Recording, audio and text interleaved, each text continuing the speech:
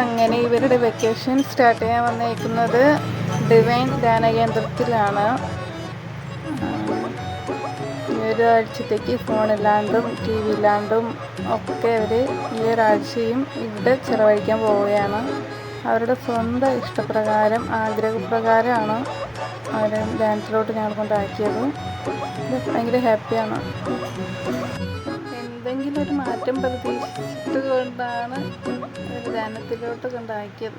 ഇനി എന്താണ് ചേഞ്ച് എന്നുള്ളത് അടുത്ത വീഡിയോയിൽ കാണിക്കാം. ഒരു മാതാവിൻ്റെ അടുക്കൽ നിന്ന് പ്രാർത്ഥിച്ചു, നേർച്ചയൊക്കെ ഇട്ടു. 3 പേര് ഭയങ്കര ഹാപ്പി ആയിരുന്നു. അന്നത്തെ ദിവസത്തിൽ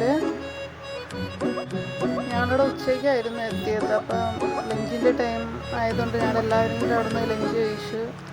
ഇതവിടുത്തെ ധ്യാന ഹാളാണ്. ഇതാണ് മെയിനായിട്ട് പ്രാർത്ഥന നടക്കുന്ന സ്ഥലം. കുട്ടികൾക്ക് സെപ്പറേറ്റാണ് അവിടെ ധ്യാനം നടക്കുന്നത്. ഇത് മുതിർന്നവരുടെ ധ്യാന ഹാളായിരുന്നു. ഓരോ സമയത്ത് ചെറിയൊരു സങ്കടമൊക്കെ ഉണ്ട്, മനസ്സിലങ്ങനെ തെളിഞ്ഞ് വരുന്നുണ്ട്. മുഖം കാണുമ്പോഴറിയായിരുന്നു ഇങ്ങനെ ചെറിയൊരു സങ്കടം ഉള്ളിപ്പിടിച്ച് നിൽക്കുകയാണെന്ന്. എന്നാലും അവൻ ഭയങ്കര ഹാപ്പി ആയിട്ടിരുന്നു.